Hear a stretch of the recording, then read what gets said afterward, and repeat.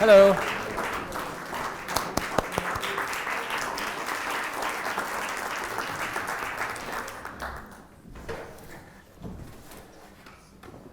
Last week, when the horn emerged from the forest, do you remember that?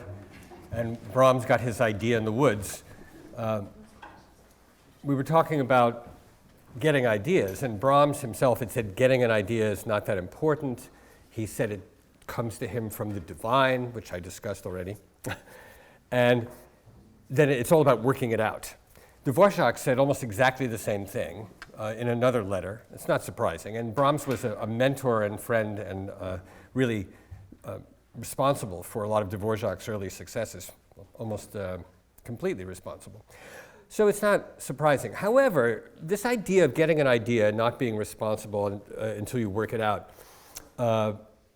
it's a little bit odd because we know for a fact, for example, that Dvorak, when he taught composition, made his students write their idea or their theme over 100 times, changing it until it was really right. That's just the idea. And then he wouldn't let them begin composing with this idea until it was useful. And I mention that because I'm going to explore the theme of this a little bit because it's a very clear example of what a useful idea is. You know, sometimes you will hear or read a discussion of ideas in classical music. Very often Beethoven is used for this, and say that Beethoven didn't need to have something important as an idea. He could make a great piece out of anything. And a lot of significant speakers and writers on the subject will say that, but it's not, I have to say I don't think it's quite right, because the confusion there is what is the idea?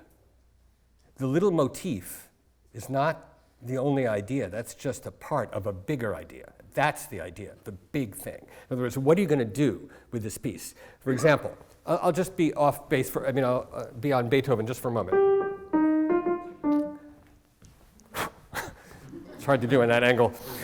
But an idea like that, people will say it's a trivial idea. He wrote a whole symphony on it. He could. Sometimes it's compared to looking in the refrigerator. There's not much there, but a great cook will make something spectacular. Anyway, but there does have to be some certain ingredients in the refrigerator. You can't just do it with nothing. You have to. Yes, but more importantly is it's not the ingredients. Those aren't the idea. You see what I mean?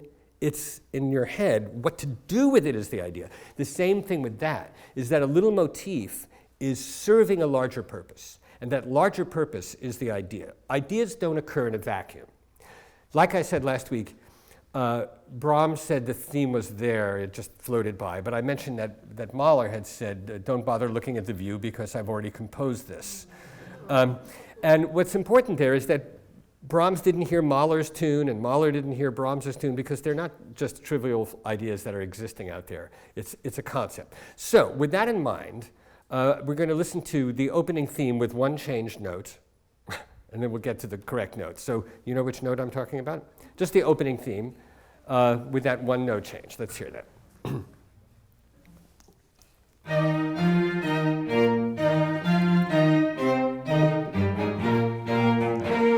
Okay, that's a perfectly nice theme, but if you were studying with Dvorak, although, I mean, this is Dvorak, but if you were studying with Dvorak in New York, where he taught, in New York from 1892 to 1895, which is why we know about his teaching, because there's a lot written about it, that would not be satisfactory, because that tune doesn't have embedded in it a problem to solve. It's just a straight ahead little nothing. Play it again like that, and listen carefully, because we're going to change something in a minute.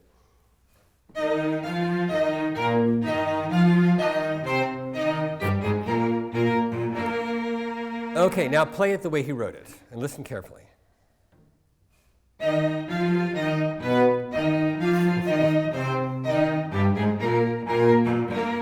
Okay, that note is really important.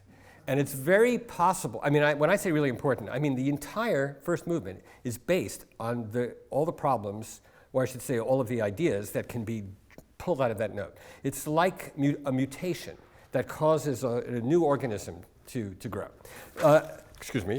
I'm going to discuss this a little bit. In fact, I have a few things about this here, about this theme. We know a lot about how Dvorak taught composition because of his being in New York. And His students in New York included Harry T. Burleigh, who was the great African-American singer and composer of spirituals.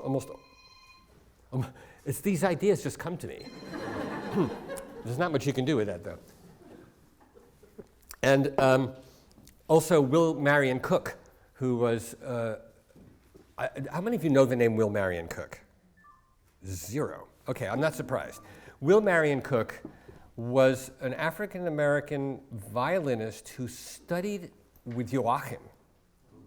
This is an amazing story. He studied with Joachim, Brahms's friend, who premiered the violin concerto and who was really one of his closest musical colleagues. He was able to study in Europe with Joachim because he was sent there on a stipend by Frederick Douglass. Then he came back as a composer and studied with Dvorak.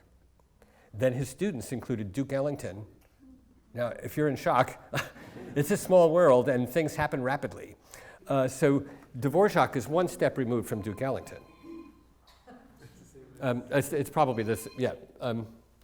Anybody need help with that? Anyway, so not only that, so he had Harry Burleigh and Will Marion Cook, who taught Duke Ellington, and also he taught Reuben Goldmark, who was the nephew of Carl Goldmark. And Reuben Goldmark was the teacher of Aaron Copland for 3 years, and also for 3 days, the teacher of George Gershwin. But I have a feeling George Gershwin learned enough in 3 days. He didn't have a lot of time, but he didn't know that. Anyway, so he taught all of these people that, and when Dvorak was in New York, he felt that the most important thing he could do was, and he was asked to do this, was to figure out how America could have its own classical music rather than sound so European. And he advised to look at what he called Negro plantation songs, slave songs, which were not called spirituals yet, but soon. And he advised that, and he advised looking at Native American, well, they weren't called that either, Amerindian is what it was, melodies. And then, of course, the New World Symphony supposedly is influenced by that, but it's kind of tenuous, but because it sounds still a lot like Brahms, but there are some tunes in there. Anyway, this melody, I'm putting harmonies to it. We never have, again, like in a lot of sonata form movements, we never have the rest of the tune. We never do. Things happen to it, but we never get a folk song-like conclusion, which would be this.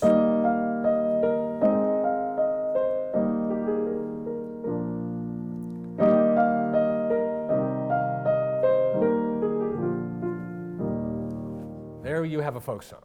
It's perfectly nice, but why do that? It's just going to stop the piece right at the beginning. So he never does that. If you change one note, and this, I'm going to put that note later and harmonize it. Just wait for that. Sorry.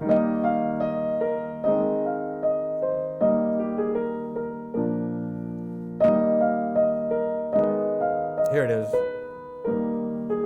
Makes a big difference, and it sounds like Dvorak. But he does it early because he's going to want to go to this key, and this key, and this key, and this key, and he goes to almost every key that has this note in it. Right away, he starts going, you'll see, it opens up a whole world of harmonies, and by having that one note, he suggests pathways that would not be there otherwise. Now, I left out one connection.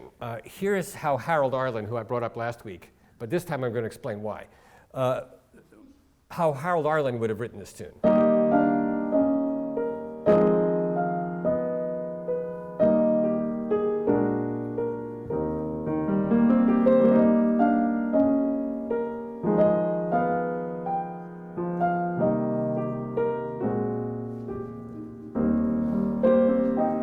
Now, why did I do that? No, wait, there's a reason. There's a reason. Harold Arlen, this is a great piece of history. Harold Arlen wanted to be a singer. And there are some recordings of him. He's not very good. Wanted to be a singer. He was a terrific pianist. And he was in a show, and the pianist for the rehearsals was ill, so Harold Arlen played the piano. And he kept improvising in between. And he improvised so much that a certain person came over to him and said, you know, you should write, you should be a composer, and you should turn that into something. It was Will Marion Cook. So Dvorak's student, who was there at the time, is the reason Harold Arlen started writing music. Now we have it all connected. Now, one more thing about this tune and composition, which is that Dvorak did something kind of strange for his students. I think he was a good teacher in many ways, but he had a lot of good students too. But he did a strange thing, which is he told his students, after they wrote the melodies over and over and over until it was a useful tune, then to take a Beethoven piano sonata and use your own tune and model it on every single measure. Just use the structure like a skeleton, every chord change, every modulation, and that wouldn't be your piece, that's a study piece. In a way, it's like painters studying master works, but it's highly restrictive, and I can imagine a lot of students being deeply frustrated at having to do that. So I thought I'd try a little tiny bit of it. And the idea is to take a tune, perhaps from American culture, maybe a slave song as they used to call it, and Beethoven.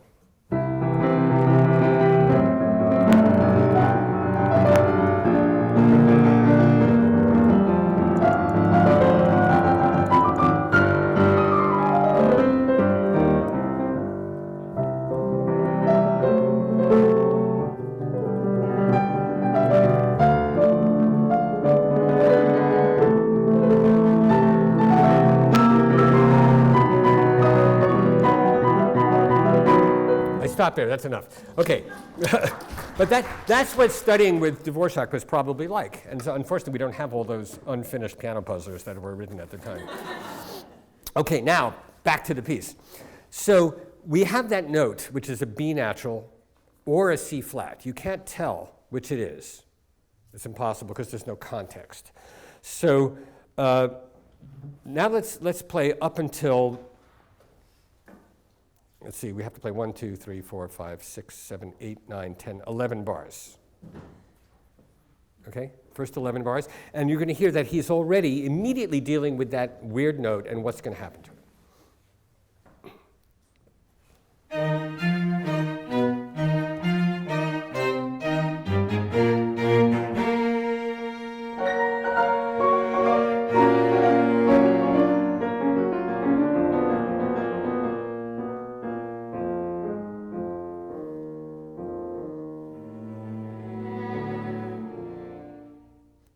Okay, now let me discuss that a little tiny bit. After you have this note, these chords, this chord is not in the key of E flat. But it could possibly be a dominant of that. He doesn't go there. He's already shifted keys, but he's not there yet. But then he sort of wrestles it. This is the note. He's wrestling it into another position. Now it's up here. Instead of being, it's here. So he sort of wrestled it to a place where it makes more sense. It's a C flat. And then there's a whole chord based on it. This chord has that note. Da da dee da is the root of that chord.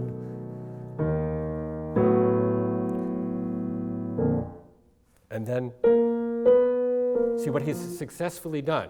And it's dramatic. He's taken that note that was on the bottom and put it on the top of the melody. So this becomes, and that means now he can do all sorts of things. And in fact, what you're about to hear, there's the note. You have to remember this note. There are only 12 notes. I know, it's kind of insane to consider that, but there's that note, and he goes, that's the chord of that note. It's not in the key. And it goes up the scale, and then there's that note, and it brings us to another key. So B, it's now starting on B, and we're in E minor. Now this is what keeps happening. So let's hear a little bit of this. And the idea is this note is causing all this trouble. It's moving it around to different keys, and it's in the top part, it's in the bottom, it's the key itself, it's the dominant of the key. So let's go up until all the way to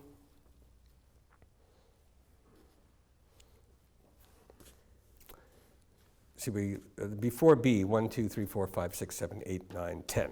But let's play the downbeat of that. That's the key change. Okay? So what's going to happen is you'll hear that B moved around. The key will change continually. He grabs it back into E flat. And then we get a huge statement of the tune with the correct, so to speak, the correct normalized B flat. I'll point it out. It sounds very dramatic and patriotic. That B natural is not patriotic. Try to follow this without getting upset. You're in E flat major. The B natural doesn't belong in E flat major. I don't want it here. I want it out. It's dragging me into all these other keys, you see. And I don't believe in these other keys, and I don't think we should have to deal with these other keys.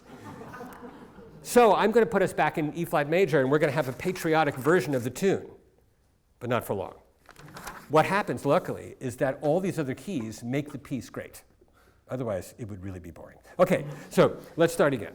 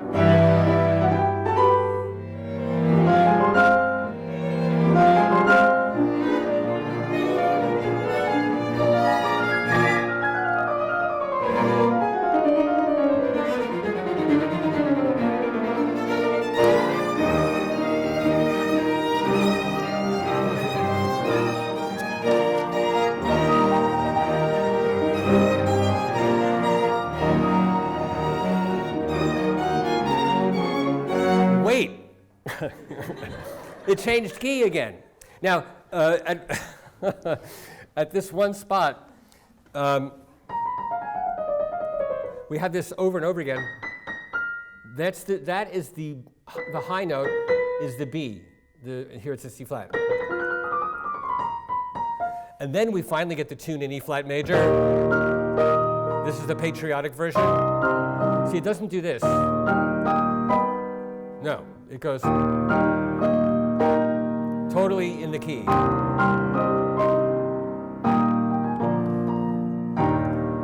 And then, though, it goes into the parallel minor. So instead of E flat major, we're in E flat minor all of a sudden. That means something bad's going to happen.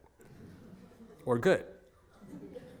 It's like all the bad things, and you know, forget life for a moment. In art, all those bad things are what make it continue and make it interesting. It's like, I'm sure you've, at some point in one's life, usually when you're a child, you don't want to watch certain parts of a movie, or you want to see something, or maybe some child doesn't want to see it.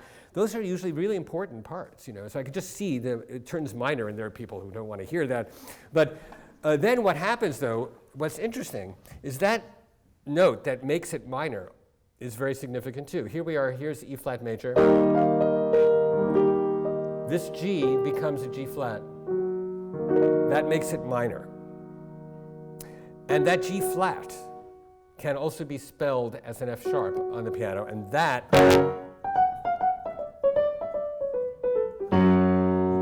becomes the dominant. We're in a new key. In other words, the G flat that comes in as a minor, innocently disguised as a G flat, reveals that it is not a G flat. It is an F sharp in disguise. That F sharp brings us to what key? B. The B is back. Okay, so Dvorak's mind, or I mean, I'm sure that's how he thought, using his mind. He knows that E flat can become E flat minor, and that G flat become an F sharp, and it brings you right back to B. So it's another way of getting there. Now he's been there at least 5 times already. And the piece is only about 4 minutes, maybe not even, 3 minutes or something, and we've already had all of these versions of this one note has come back in all of these disguises. If it weren't so serious, if it were like a cartoon, it would be like Wile E. Coyote, you know. The B has interfered and keeps coming back. You blow it up, you throw it away, and you go back to E flat, keeps coming back. I guess so. Where does Wile E. Coyote come from? Where does to be or not to be is very good. I should acknowledge that. She means to be. Good. Nick got it. Okay. But Wile E. Coyote, I just want to throw this in there too, since connection. It's not just a cartoon. It actually comes from Navajo mythology. The Navajo has in it a coyote who does all the things that happen in the cartoon except without the safe and the bombs. So he gets destroyed 1,000 ways, 1,000 times, and always comes back to be hilarious. And so that's where the cartoon comes from. It comes from Navajo literature. Interestingly, Dvorak was saying, if you want to have American culture, you need to look at Native American music and black music. And somehow the connection with the bee and Wile E. Coyote and the Native American, it's just all coming together. Okay. Now, we've had the B as part of a major chord. We've had the B as the tonic of a minor key now. And it's also been, the B has been the dominant of E minor. It's been it's had many disguises already. What it needs to do now is be happily the third of a major key, which is what is about to happen. So let's start right where we land, where we stopped in that F sharp major chord, which is before B, 1, 2, 3, 4, 5, 6, 7, 8, 9, 10. And we'll go through the second theme. When I say before B, I'm not talking about the same B. It happens to be before letter B. Okay, go ahead.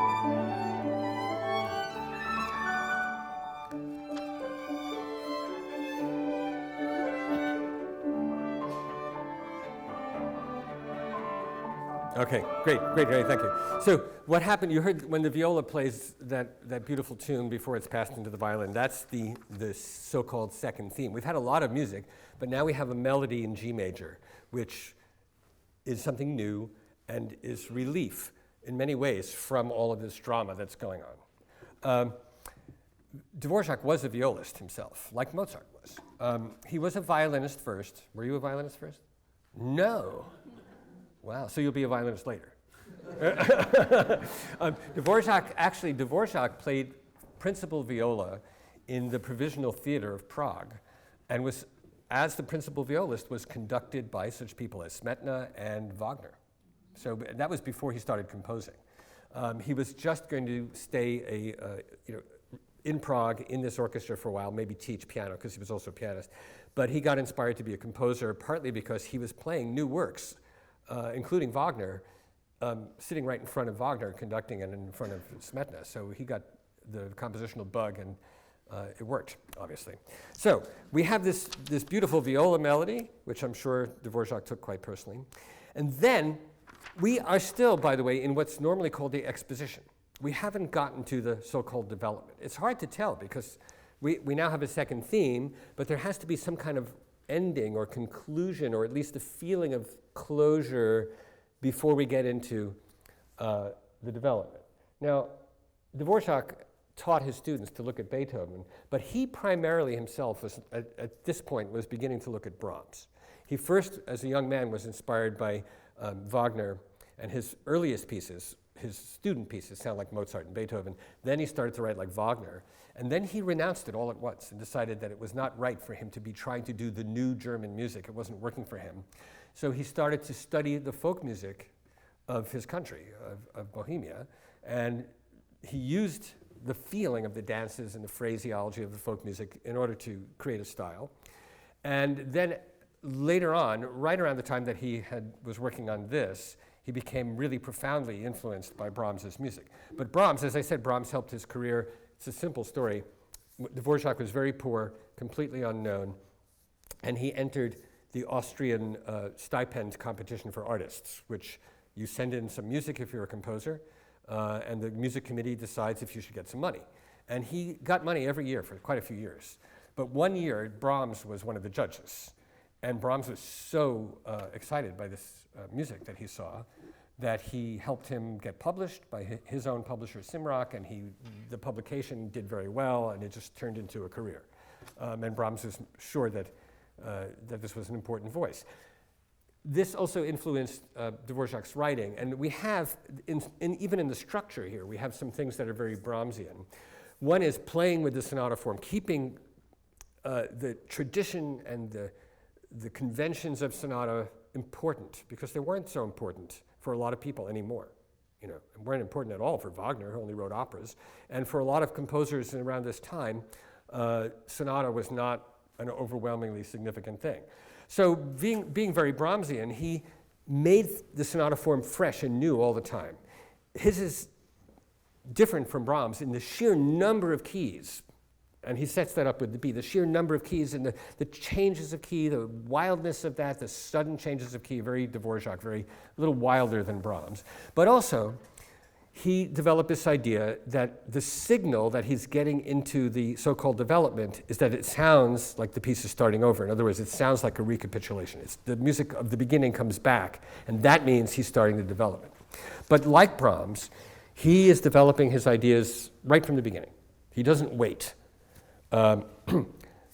That's pretty romantic concept.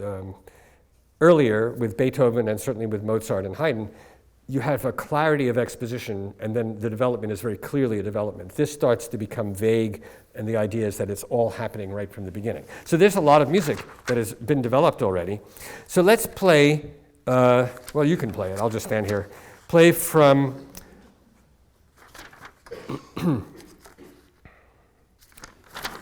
C, which is just where we just were getting to C. And you will see that the theme comes back, dee-da-da-dum, and it's very dramatic. It's changing key a lot, but we are still not at the development.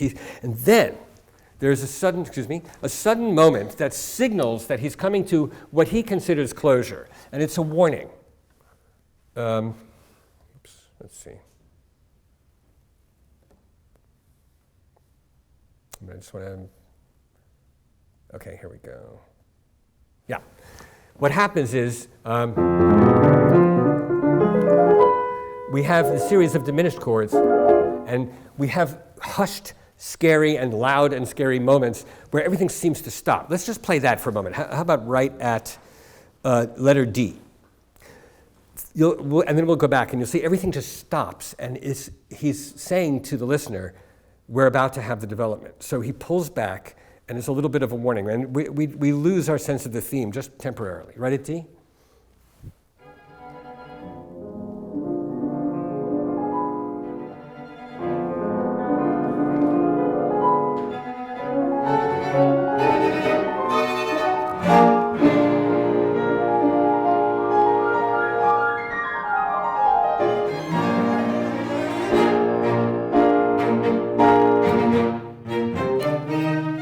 And the piece seems to be starting over, but that actually is not a repeat. We're not going back to the beginning. It's the development section is beginning. So all of that music you just heard, the theme has disappeared. And that's his way of warning you that it's like the calm before the storm, although it's not that calm. All right, let's start right at C and hear the music leading up to this section. And let's go a little bit past that theme.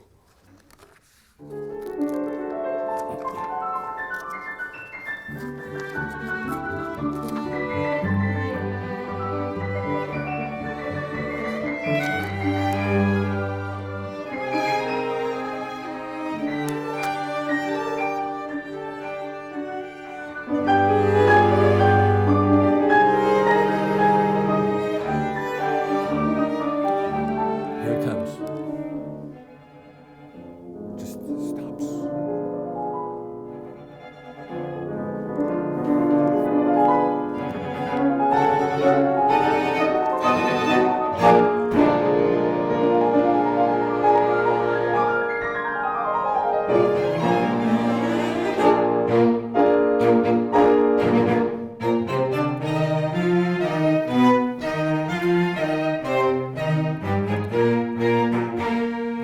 keep playing. Listen how it changes here.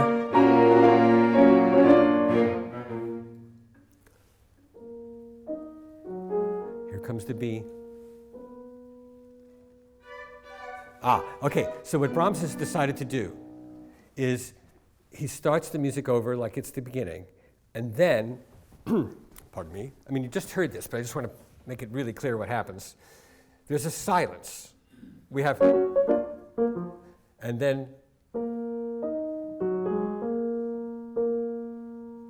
that note is the B, and he's giving the B, he's clearing the space, and we are going to be surrounded by that note, and everything's about it. We're in E minor. And we stay there, and we get to tune it first in E minor, but it can't stay there long. And then it starts to creep up from E minor to F minor, from F minor to F sharp minor. It starts to move upward, and then the most important part of the development section is extremely dissonant, something Brahms would never have written. It's really the next generation now. But it is a little bit inspired by Beethoven because it has in it something kind of violent about it, and it has a repetitive quality which Brahms would never do, but Beethoven did do once or twice. And if you know Opus 135 of Beethoven, the last string quartet in the scherzo, we have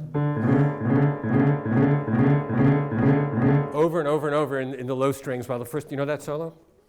You do? No, you don't have to play it now. The first violin is playing an extremely high difficult solo. She's thinking about it. Extremely high difficult solo, which you can barely hear. And underneath it, the other strings are going dum. And this is because Beethoven, breaking all rules and boundaries and traditions doing this, is writing about his real life. He's writing about his deafness.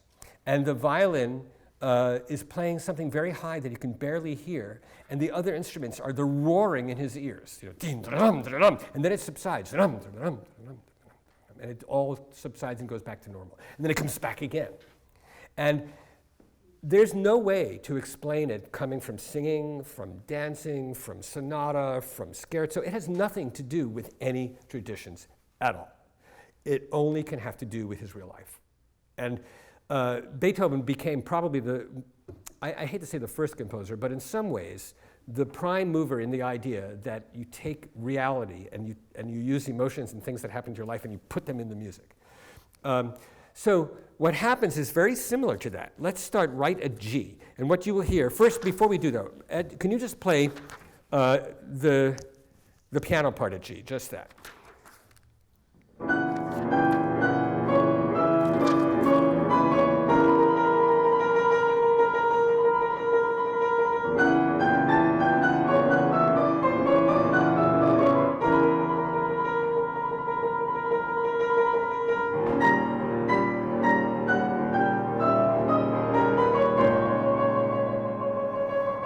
Okay, this is pretty intense stuff. The chord you just play the downbeat of that chord. Okay, this is Dvorak. It all makes sense, actually, but it makes sense in a way that Brahms would not have tolerated, even though Brahms loved his music, and he probably knew this piece. I couldn't find any comments about Brahms about this piece. And since he loved Dvorak's music so much, he might have, being a wise person, he might have said, well, that he's doing something, he's going off on his own path now. He might have recognized that. But he was an extremely critical and difficult person, so I'm not sure. But now just play the same thing, just the left hand, please. Listen to this.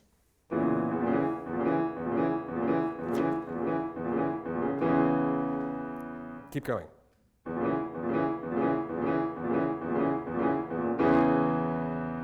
Keep going.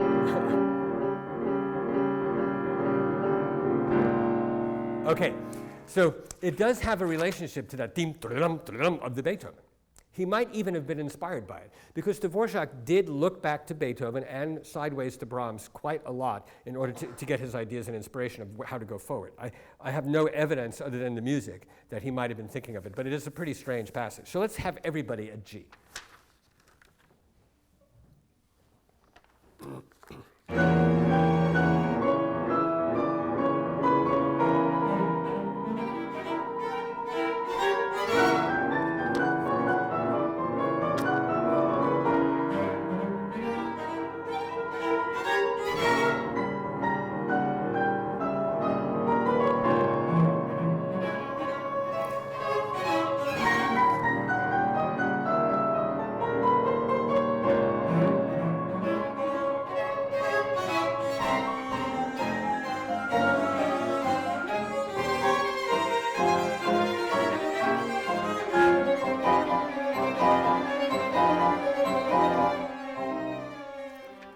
Great, great, great, great.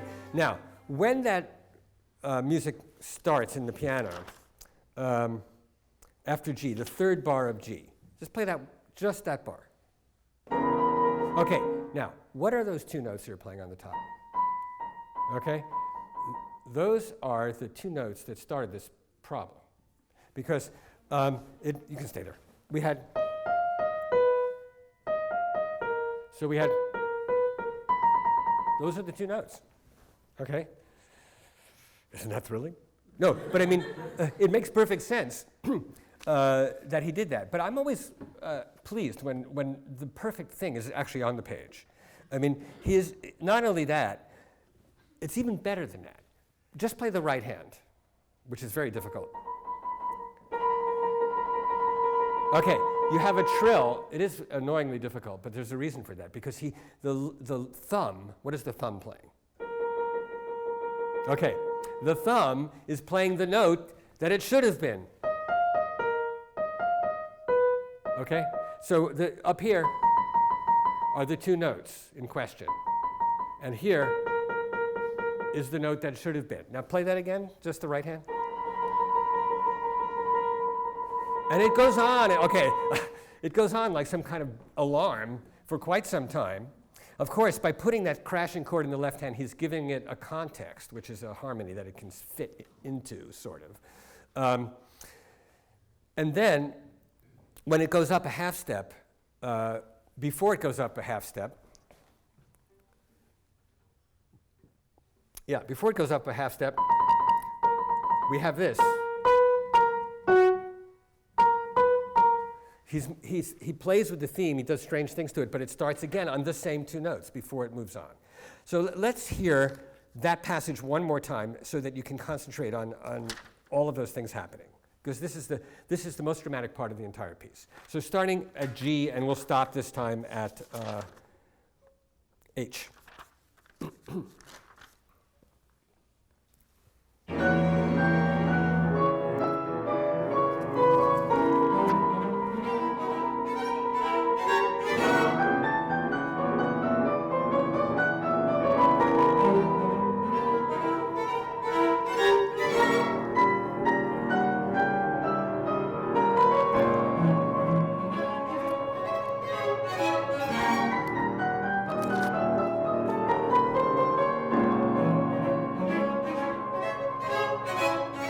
Great.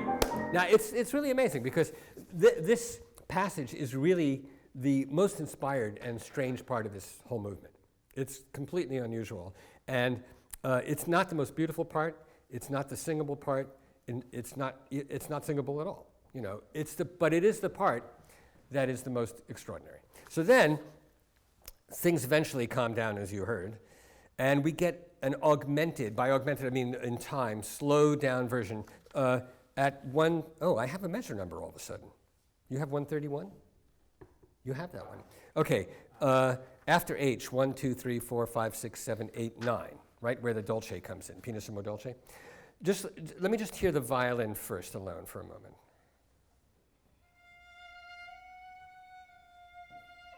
Okay, you get the idea. Let's hear that passage with everybody. That is happening in slow motion.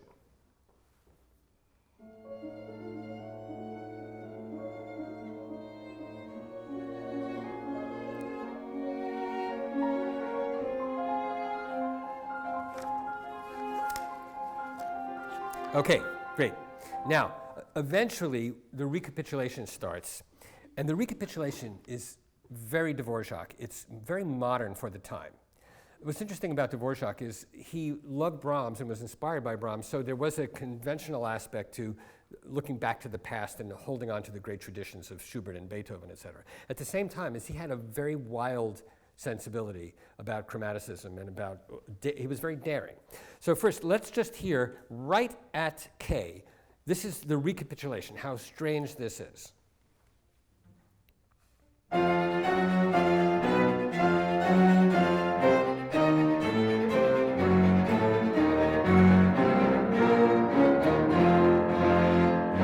Okay, great. So that's pretty wild. You wouldn't think that's the recapitulation, but it is. And it doesn't matter if you think about that anyway. But what's great about it is instead of the original, he's changed the first three notes and he's left this one and this one, but changed the notes before it. This is actually pretty strange. In other words, I'll say it again because it's actually a little bit strange to get your mind around it. Instead of, he keeps the problematic B and replaces the first three notes with this. And then he keeps the C and keeps the other two notes. And then, and we expect, but of course he goes, and that has been set up though, because what is this?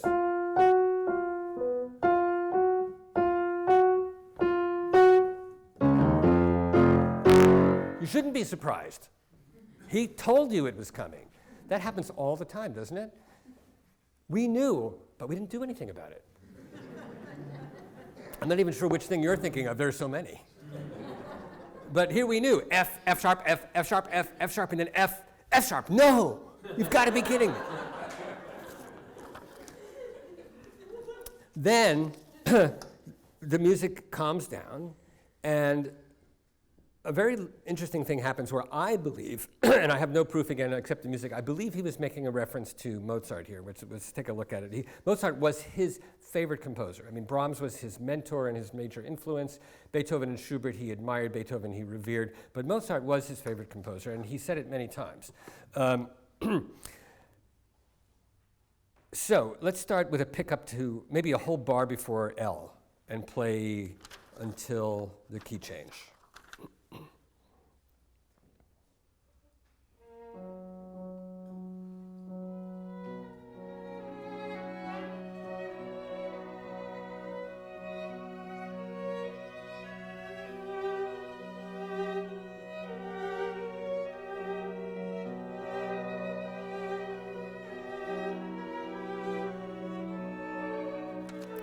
Okay, great. That's great. Now, what is that doing there? Well, first of all, it belongs in the piece for a couple of reasons. Excusez-moi. One reason is the whole half-step thing. These notes. So he's in B major.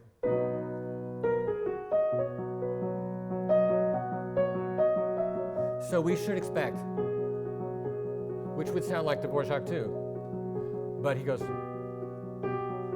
that's a reminder of the half-step problem, and it's a reminder of the theme. No. Right? That's the theme. But he's not playing that theme, he's playing the other theme. But that note is left over from the first theme, and it's sort of floating around. I mean, it's like he didn't brush his metaphorical teeth. He's in B major, and there's still a piece of B minor stuck in his tooth. I don't plan those. I might regret that one, but anyway.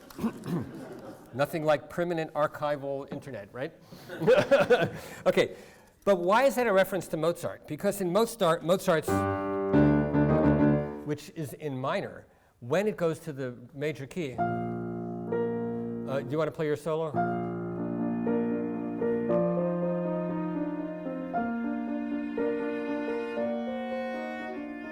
It's exactly the same thing. It's a very famous viola solo. It's one of the most difficult viola solos Mozart ever, no, it's not. But it is exactly the same, it's exactly the same thing. We're in a major key, and the same two notes are reminding you that you were in minor. And it comes out exactly the same way on the same, just a different key. It's just down a half step, actually.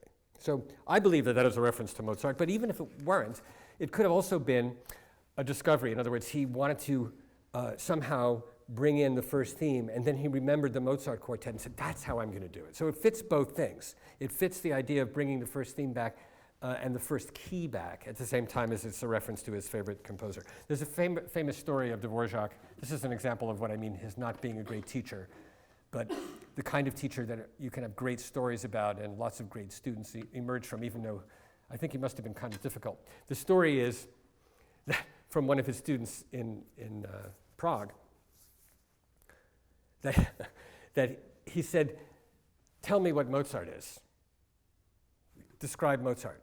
And the student was saying various things about Mozart's music. He said, "No, no, no."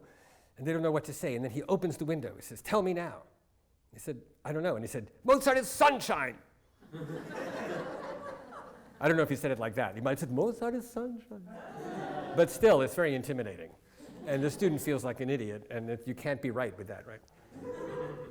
So it's an example. I think it's a very apocryphal story. I mean, no, it's probably not. But I think it's actually true. It's in a letter. But I think it's a story that probably does tip you off that, like Brahms, people loved being near him and learning from him, but it was difficult. And when you think something amazing is happening, it's usually in retrospect. It's not so nice at the moment. Okay. Now, we're almost at the end of some of this, but some amazing things do happen. The way the theme occurs, let's see, we have to find letter M. 1, 2, 3, 4, 5, 6, 7, 8, 9. Let's start at 9 after M, which happens to be 184. All of a sudden, the measure numbers are here. And you're going to hear in the piano the theme occurring in the left hand against some very dramatic and beautiful harmonies in the strings, so it's really just buried in there. Right there? M, as in music.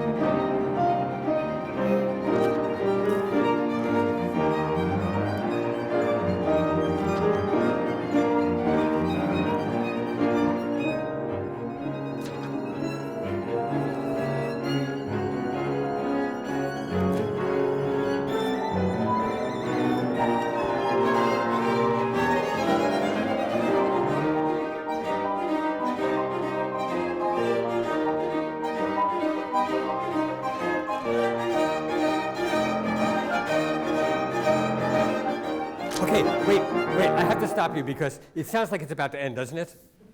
Now this is it certainly does. In Dvorak's music, frequently, and I think he learned this from Schubert, but he took it to a new level.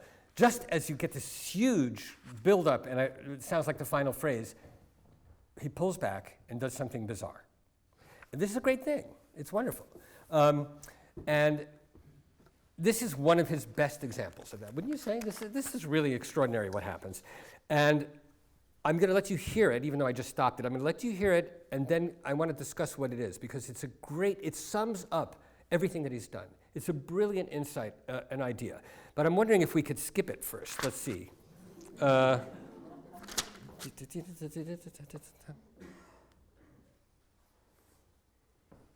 It's kind of difficult. Yeah, if you go to 1, 2, 3, 4, 5, exactly. Who said that? Very perfect. Okay. From the end, 1, 2, 3, 4 from the end. What you have to do is go from O, play the first bar of O, and skip to 4 before the end and would you mind playing those substitute pitches? We have discussed this a little bit. The first bar of O, I think we kind of have to. Or, no, we don't. Yeah, skip it. Yeah, that's right. Straight from O to 4 before. But play those C naturals and G naturals. Okay, now this is a fake out, obviously, but this shows you again what his idea was. It's very possible, since Dvorak sketched and rewrote, that what you're about to hear is the obvious thing to do. And then he changed a lot of things.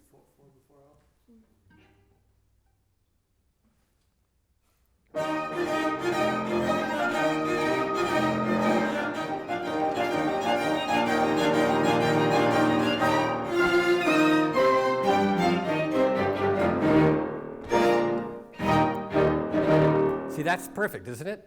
Now let's hear what he did. So start the same place and play what's actually there. It's full of brilliant surprises, and these are they're kind of like what a filmmaker does. You know, he has lots of material, and then he says, you know, this ending is too pat, and he takes scenes or ideas or images from elsewhere and edits them in, and that's what this sounds like, except this also is a summary of almost everything that happens in the piece. So let's try it.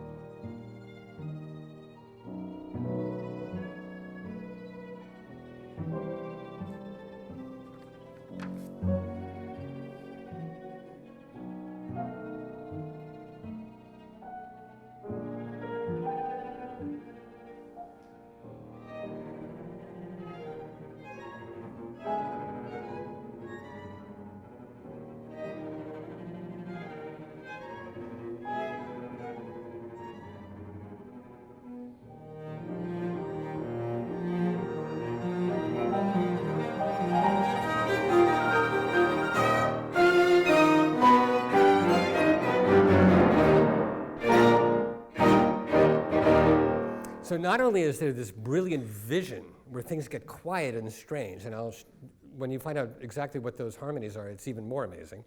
But also, did you notice that the very ending, when they play in that big unison, the pitches were now the way Dvorak wrote them.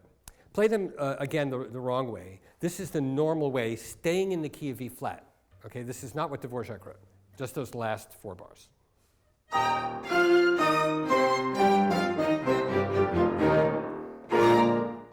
Now, listen carefully, because what he wrote brings back the dangerous B and also a G flat, which is hinting at the minor, the 2 scary notes from the opening.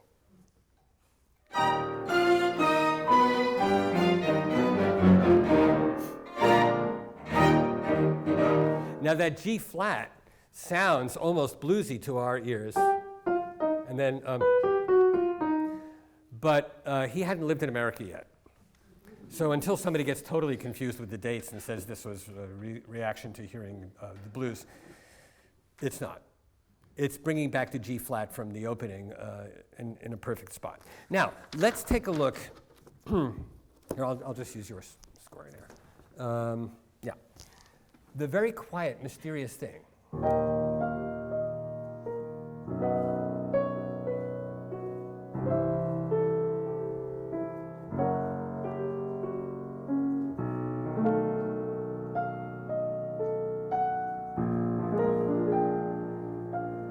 Those chords are the story of the piece. First, you're the key of the piece. But instead of da da da da, right, we have, but the next measure is, that is, instead of doing this, he saves it for the next bar and changes the whole key. So this is a great moment, because he's put it in the original key, and then taken that B and given it its own full statement. And then he moves to a very far away key, but for a reason. Because this key, it's the half step that he's following. And then,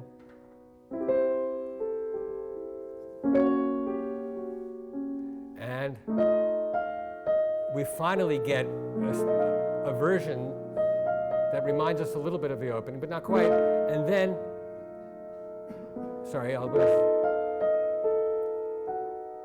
this is almost Wagnerian, but this has happened before too.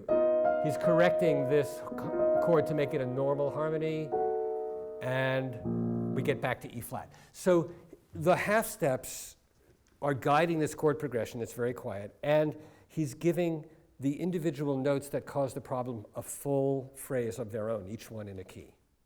So it's a perfect summary of all the things that he brought up.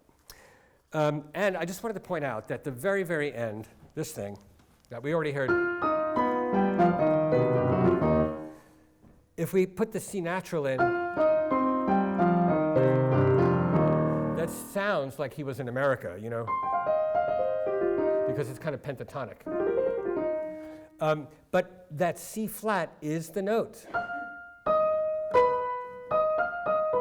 The first three notes of the piece are this. And that's how he's ending it, but not in that order. So he's done almost everything he can do, which makes him feel good, because that's the kind of composer he is. He needs to do everything, like Brahms, and be unassailable. There was a composer living at the same time as Dvorak. Dvorak died in 1905, I think that seems right. Living at the end of the 19th century into the 20th century, who thought the exact opposite. That he said he was tired of composers earning the badge of training by showing that they can take an idea and do everything with it that should be done. That's false. It's not like nature. Debussy. There was the huge other revolution that was about to happen. Debussy feeling that the whole concept that underpinned most of Western music, which of course was dominated by German thought, was too logical. Okay, I just thought that was interesting. Of course, the problem with it, I mean, it's brilliant, what Debussy says, and very provocative, and caused a lot of great music to be written, including by him. But he himself actually didn't follow that path of not being so logical. His music can be analyzed and again, falls into the categories of everything fitting together, things balanced beautifully. But with him, it wasn't the structural, the underpinning wasn't, the skeleton wasn't German. The feeling of it wasn't the same. The logic wasn't there. But his ear brought him to many of the same conclusions. Okay, that's a different lecture. I almost got started on a completely different lecture. That's never happened before. Okay, so let's now hear the entire first movement of Dvorak's E flat major piano quartet.